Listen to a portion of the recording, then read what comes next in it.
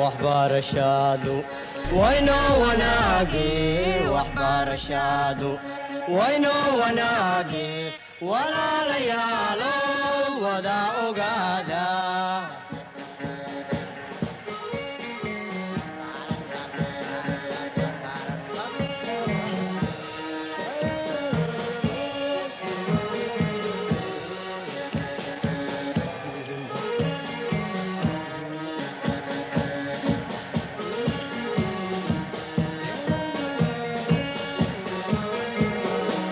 وهي تعلينتا ودادا توسن وهي تعلينتا ودادا توسن داد يوعظا ودا أوغادا. Bonjour chers élèves, chers candidats, chers téléspectateurs, je suis Oumar Khair Rabla Ilmi, enseignant de philosophie. Nous allons aujourd'hui voir ensemble le chant Vivre bien. Alors qu'est-ce que vivre bien? Qu'est-ce que vivre d'abord? Vivre c'est manger, c'est boire, c'est avoir des besoins primaires, de besoins nécessaires, que l'on appelle également des besoins vitaux, c'est pouvoir se conserver, c'est pouvoir vivre, c'est pouvoir se maintenir en vie. Mais qu'est-ce que vivre bien? Voilà une première question que l'on peut se poser. Qu'est-ce que la bonne vie? Cette notion de bonne vie est donc très chère à la philosophie aristotélécienne et à toute la philosophie morale.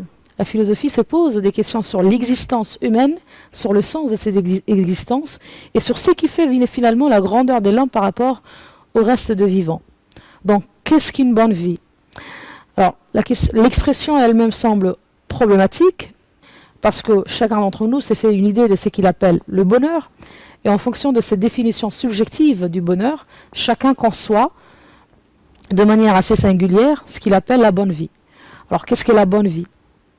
Est-ce une vie de luxe? Est-ce une vie morale? Est-ce la vertu? Est-ce l'amour des autres?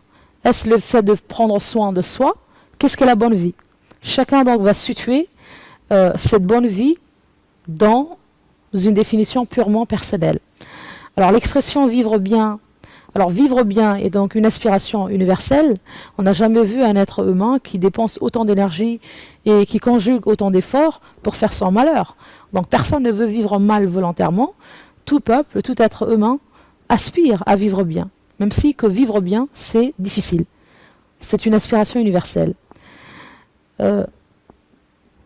Mais surtout, vivre est une exigence qui s'impose à chacun de nous. On n'a pas le droit de vivre mal volontairement. Et donc il faut toujours chercher à bien vivre. Il faut toujours employer tous les moyens qui sont à notre disposition, que ce soit des moyens naturels ou artificiels, pour bien vivre. Donc que signifie vivre bien? Est-ce vivre dans le luxe, dans le confort matériel? Est-ce vivre à l'abri de tout souci, de tout problème? Que signifie donc finalement vivre bien? Alors pour certains, la bonne vie est toujours définie dans le confort matériel. Par exemple, pour certains, vivre bien, c'est avoir une belle villa, c'est avoir une belle voiture. Et nous voyons aujourd'hui des jeunes dont le plus grand rêve est d'avoir une voiture V8. Ou alors d'autres qui ont pour ultime rêve le fait de vivre dans une villa. Donc certains imaginent finalement la bonne vie dans le confort matériel, dans le luxe. Vivre bien, c'est s'acheter le dernier boubou. Vivre bien, c'est s'acheter le dernier portable. Vivre bien, c'est avoir une très belle maison. Vivre bien, c'est avoir un très beau salon. Vivre bien, finalement, c'est être beau, c'est avoir tous les accessoires nécessaires pour être heureux. Donc, qu'est-ce que vivre bien? Est-ce que le vivre bien est synonyme de ces conforts, de ces luxes matériels? Alors, pour d'autres personnes, finalement, le vivre bien, c'est le fait tout simplement de ne pas avoir de soucis dans la vie, d'être loin de tout problème. Alors, vivre bien, ce n'est pas avoir de problème avec la police, ce n'est pas être convoqué chaque jour par la justice. Vivre bien, ce n'est pas avoir de problème avec les jeunes du quartier. Vivre bien, c'est être en paix avec ma famille. Vivre bien, ce n'est pas avoir de problème avec les enseignants. Vivre bien, ce n'est pas être considéré comme un phénomène dans les quartiers. Donc pour certains, la bonne vie, c'est finalement la vie loin des soucis. Mais comme nous sommes des êtres humains, nous sommes confrontés à un certain nombre de soucis qui nous tombent dessus.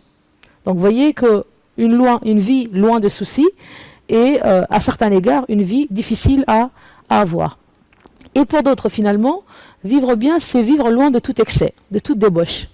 Alors certains, et les religieux par exemple, la bonne vie, c'est une vie qui est donc mesurée, par exemple, c'est la satisfaction modérée des désirs, c'est la satisfaction modérée des besoins, c'est une vie à juste mesure, c'est une vie qui est toujours loin de l'excès, c'est-à-dire pas dans la dépense, pas dans la méchanceté, pas par exemple dans la diffamation. Vivre bien, c'est toujours être quelqu'un qui a un certain sens de la mesure.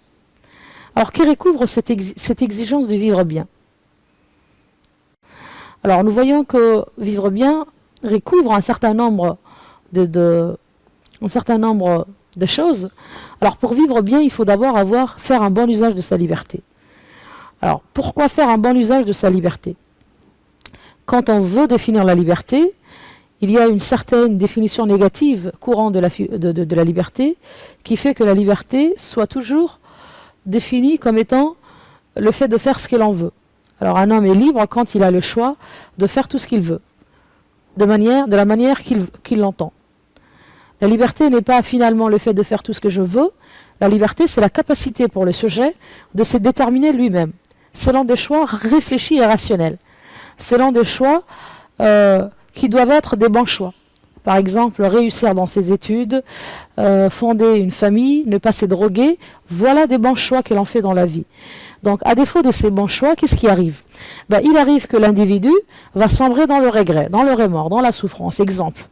Alors, je fais souffrir ma voisine, avec qui j'ai un certain différend, et donc, en la faisant souffrir, je me fais souffrir moi-même. C'est-à-dire, le tort que je lui inflige aura une certaine conséquence morale sur moi, parce que quand je serai seul avec moi, dans l'examen de conscience que je ferai de toutes mes actions, je serai dans un état vraiment où je ne peux pas dire que je suis tranquille. Donc, vivre bien, c'est finalement avoir la tranquillité de l'âme. C'est être bien au fond de soi-même. C'est avoir cette impression que nous avons bien agi envers nous-mêmes et envers les autres. Vivre bien, c'est également accomplir tous nos devoirs moraux. Nous avons un certain nombre de devoirs moraux. Nous avons des injonctions qui s'imposent à nous et auxquelles nous devons prêter attention. Le devoir, c'est quoi? Le devoir, c'est une injonction qui émane de la raison. Donc c'est une injonction, c'est un impératif qui vient de la raison humaine, de la volonté, de la raison humaine par exemple. Ma raison par exemple me demande d'aider le voisin qui est pauvre. Ça, c'est une injonction morale, parce que ça vient de ma raison de moi-même, donc de ma conscience morale, qui est donc cette capacité que Dieu m'a donnée et par laquelle je peux, et qui me permet à chaque fois de faire la différence entre ce que je dois faire et qui est bien et ce que je ne dois pas faire et qui est mal.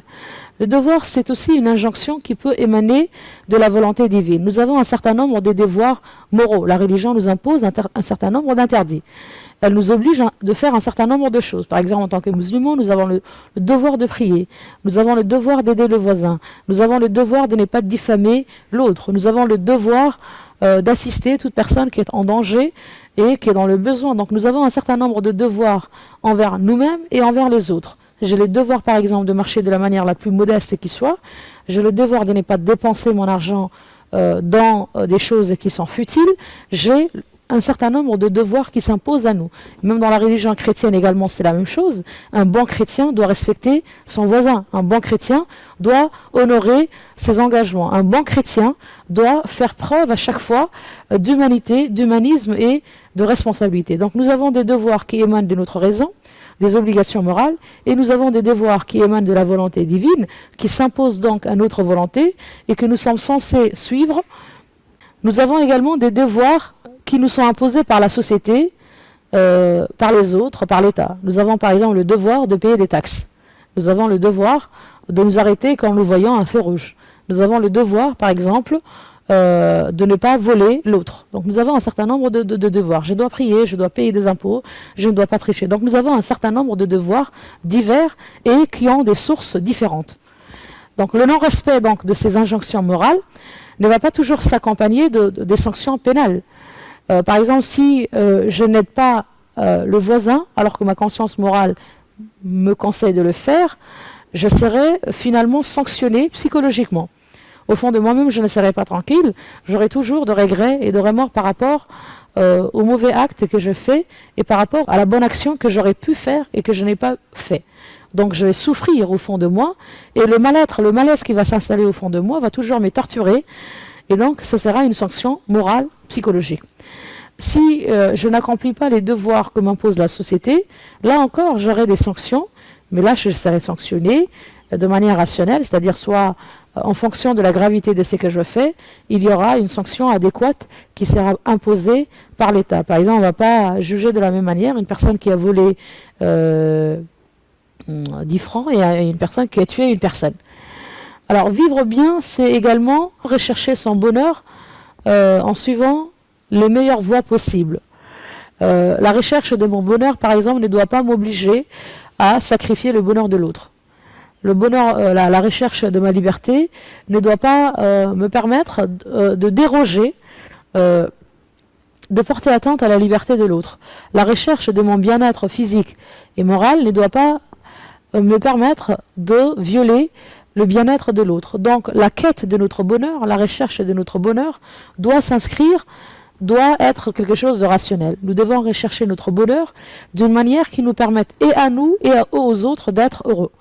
Donc qu'est-ce que déjà le bonheur? Là encore, on peut comprendre que le bonheur est une notion qui est difficile à définir. Et comme le disait le philosophe Emmanuel Kant, c'est un concept si indéterminé que toute définition lui échappe.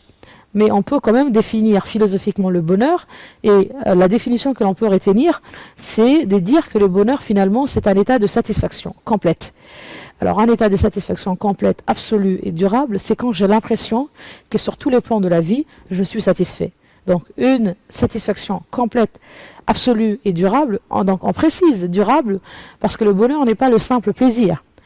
Un moment de plaisir, c'est un moment éphémère, caduc, c'est un moment qui est amené à prendre fin, alors que le bonheur doit s'inscrire finalement dans la durée. Je ne peux pas dire je suis heureux maintenant et heureux la minute que je suis. Le bonheur, c'est quand un certain nombre de moyens, un certain nombre de conditions sont réunis et que l'individu ressent une certaine satisfaction complète et durable. Donc un individu heureux, c'est quoi? Bon, c'est un individu qui est donc bien dans son corps. Celui qui souffre d'une maladie, par exemple, dans son corps, n'est pas heureux. À chaque fois, il souffre dans son corps et c'est cette maladie-là qui l'empêche vraiment d'être heureux. Alors, le bonheur donc nécessite que l'on soit bien dans notre corps, que l'on soit bien également dans notre esprit. Quand j'ai des soucis au fond de moi, quand par exemple j'ai des soucis financiers, bien que je puisse rigoler devant tout le monde, il y a donc un certain conflit qui s'est fait au fond de moi-même, et ces conflits m'empêchent finalement d'avoir la tranquillité de l'âme.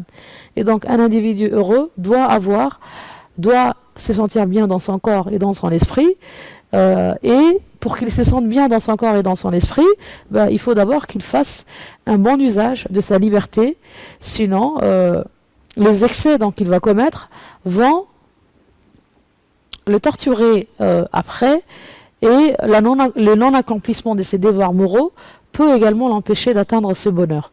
Le bonheur donc est la sanction ultime qui démontre et qui symbolise la conformité aux exigences du vivre bien. Donc un homme est heureux quand il a l'impression qu'il a tout ce qu'il espérait dans la vie, qu'il est bien et dans son corps et dans sa tête, qu'il est bien dans ses relations avec les autres, dans ses relations avec les proches, qu'il est bien dans sa relation professionnelle. Donc le bonheur recouvre plusieurs domaines. Nous voyons donc que vivre bien, c'est le reflet de la destination donc supra-biologique de l'homme. L'homme n'est pas un animal, et s'il est un animal, il faut ajouter c'est un animal raisonnable, rationnel. Et donc, puisqu'il possède la raison, il ne doit pas vivre comme les animaux. Il ne doit pas avoir comme seul souci de manger, de boire à sa faim. Il doit se donner une finalité, un objectif éthique. Il doit à chaque fois inscrire ses actions dans une dimension morale, non pas penser à agir, mais toujours penser à bien agir. Donc, chercher toujours à atteindre la vertu. Donc, vivre bien, c'est finalement la vertu. Donc, c'est parce que c'est quand on atteint la vertu, cette disposition de l'âme qui consiste à bien agir, à toujours agir selon le bien, que l'homme va finalement atteindre la bonne vie. Donc qu'est-ce qu'on peut comprendre à travers cette première explication? Que donc pour vivre bien, on ne va pas dire que l'argent fait le bonheur, mais l'argent fait partie de ce qui peut être considéré comme une condition de la bonne vie. Alors pour vivre bien, il faut déjà ne pas avoir des soucis financiers, avoir donc un certain confort matériel. Je ne dis pas une vie de luxe, mais une vie qui me permette justement de vivre de manière décente. Pour vivre bien, il faut également la santé du corps et la santé de l'âme. Pour vivre bien, il faudra à chaque fois corriger le rapport que nous avons avec les autres. Le rapport que nous avons par exemple avec nos égaux et le rapport que nous avons avec ceux qui sont plus pauvres que nous. Le rapport que nous avons avec nous-mêmes. Et donc c'est à la fois accomplir le devoir moraux que nous avons vis-à-vis de nous-mêmes et vis-à-vis de l'humanité, mais c'est en même temps s'acquitter de ces autres devoirs. Des devoirs qui nous sont imposés par la religion, des devoirs qui nous sont imposés par l'État. Donc vivre bien finalement, c'est avoir une existence morale. Une existence dont le souci finalement c'est de toujours bien vivre. Donc à chaque fois, avoir cette capacité de s'auto-examiner, de peser ses actions pour voir s'il en a bien agi. Et donc celui qui donc est bien dans son corps, dans sa tête, dans ses relations avec les autres, qui, à chaque fois qu'il engage une action, l'engage de la manière la plus bonne qui soit, est donc quelqu'un qui peut dire qu'il vit bien. Donc la vie bienheureuse, c'est une vie de vertu, c'est une vie moralement louable. Chers candidats, nous avons donc expliqué ce que signifie cette expression de vivre bien. Nous avons donc terminer la partie théorique de cette séance. Je vous laisse avec Monsieur Gade qui va vous proposer un sujet type bac qui sera l'illustration de tout ce que nous avons vu théoriquement. Je vous remercie, merci beaucoup. Bonne chance pour les épreuves du baccalauréat.